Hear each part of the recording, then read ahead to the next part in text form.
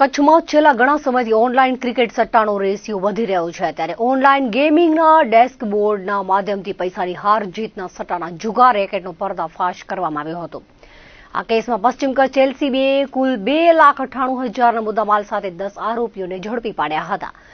મળતી વિગતો મુજબ કચ્છમાં જુગારની બધી નેસ્તનાબૂદ કરવા પશ્ચિમ કચ્છ પોલીસ વડાએ સૂચના આપવામાં આવી હતી, જેને ધ્યાને લઈને પશ્ચિમ કચ્છ એલસીબી દ્વારા ભુજના સરદાર પટેલ નગર 2 નરનારાયણ નગરની બાજુમાં કાર્યવાહી કરવામાં આવી હતી, જેમાં મૂળ ભુજના અને હાલ ગાંધીધામ રહેતા ધવલ મહેતા તેની ટોળકી સાથે ક્રિકેટ સટ્ટા પર હાર જીતનો જુગાર રમાડતો હતો। પશ્ચિમ કચ્છ એલસીબીને બાતમી મળતા પોલીસે મુખ્ય આરોપી ઉપરાંત કિશન જણસારી, નીરવ જોશી, ઉત્સવ ચક્રવર્તી, પ્રિન્સ જોશી, જય પટેલ, સાલિન ઠક્કર, દીપક ચૌહાણ, કિશન જોશી, સુનિલ દાસની ધરપકડ કરી હતી। ગ્રાહકો પાસેથી ડિપોઝિટ મેળવીને ગેમ રમવા માટે આઈડી પાસવર્ડ આપતો હતો અને રૂપિયાની હાર જીતનો જુગાર રમાડતો હતો। પોલીસે દરોડો પાડીને આરોપીઓ પાસેથી 4 computer, 4 laptop, iPad, tablet, router, અલગ અલગ બેંકોના 17 એટીએમ કાર્ડ, 25 મોબાઈલ, બેંકોના 18 ખાતાઓની પાસબુક, 11 ચેકબુક સહિત 2,98,000નો મુદ્દામાલ જપ્ત કર્યો હતો।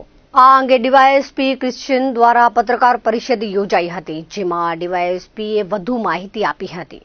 હાલમાં જે જુદી જુદી ક્રિકેટની ટુર્નામેન્ટ ચાલી રહી છે અને એમાં ખાસ કરીને ક્રિકેટની ગેમ ઉપર જે સટ્ટો રમાય છે એ બાબતે અત્રેના જે રેન્જ આઈજી સાહેબ છે ચિરાગ કોડિયા સાહેબ અને એસપી સાહેબ છે વિકાસ સુંદા સાહેબ, એમણે એલસીબી, એસઓજી અને તમામ થાણા ઇન્ચાર્જશ્રીઓને આ બાબતે સખત કાર્યવાહી કરવા માટે સૂચના આપેલી હતી અને એ સૂચના અન્વયે એલસીબીને માહિતી મળેલી કે ધવલ રોહિતકુમાર મહેતા નામનો એક ઇસમ છે એ પોતાના ઘરે નરનારાયણ નગર ભુજ ખાતે ઘરની અંદર જુદી જુદી આવી રીતે કોઈ જે પેલી જે ઓનલાઈન એ હોય છે વેબસાઇટ, એમાં ક્રિકેટનો સટ્ટો રમાડે છે। એટલે બાતમીના આધારે એ લોકોએ ત્યાં રેડ કરી હતી।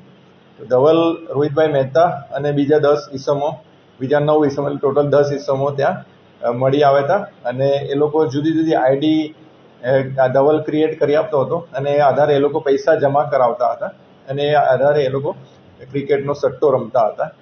એટલે એમાં કુલ 2,98,000નો મુદ્દામાલ, એમાં પીસી, 4 પીસી, 4 લેપટોપ, આઈપેડ, ટેબ્લેટ અને એ બધું મળીને કુલ 2,98,000નો મુદ્દામાલ કબજે કરીને ગુનો રજીસ્ટર કરવામાં આવેલો છે। હા, એ કેટલા સમયથી ચાલતું હતું એ હવે એની પૂછપરછમાં નીકળશે, પણ જે બાતમી હતી, જે બાતમીના આધારે એ લોકોએ રેડ કરી ત્યારે ત્યાં ઓન સ્પોટ એ વસ્તુ ચાલતી જ હતી, એ પ્રવૃત્તિ, અને રંગે હાથે એ લોકો પકડેલા છે। અને એ જે ધવલ મહેતા છે આના તાર દુબઈ સુધી નીકળેલા છે કે ધવલ મહેતાની પૂછપરછ દરમિયાન એવું જાણવા મળ્યું કે 1.5 વર્ષ પહેલા એ દુબઈ ગયો હતો અને ત્યાં એક મિલી નામના એક વ્યક્તિને મળેલો અને એની પાસેથી એણે આ પ્રમાણેનું આઈડી લઈને પછી ઓનલાઈન ગેમ રમાડવાનું એણે શીખેલું હતું। એટલે જે દુબઈવાળા જે ભાઈ છે એ પણ એને આ રીતે પ્રોવાઈડ કરતા હતા ઓનલાઈન। ટોટલ 10 જણા પકડેલા છે। હા, એ લોકો પૈસા જમા કરાવીને આઈડી લેતા હતા અને એ પ્રમાણે પછી એ લોકો એમાં ઇન્વોલ્વ હતા।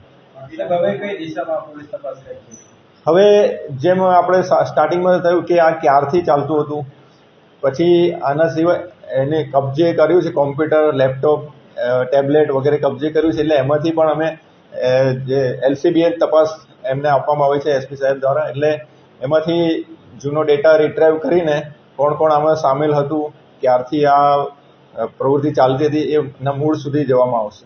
એ 9 લોકો જે છે એ જે પ્રેસ નોટમાં જે નામ આપેલું છે, અમુક છે સરદાર પટેલ નગર, એક ગાંધીધામના છે, એક નિકોલ કઠવાડા અમદાવાદના છે, એક બનાસકાંઠાના ભાભરના છે, એક સિદ્ધપુર પાટણના છે, બીજા પણ સિદ્ધપુર પાટણના છે, એક વિસનગર મહેસાણાના છે, પછી ભુજના, ફરીથી ડીસા બનાસકાંઠા અને એક ઓડિશાના છે, એટલે અલગ અલગ।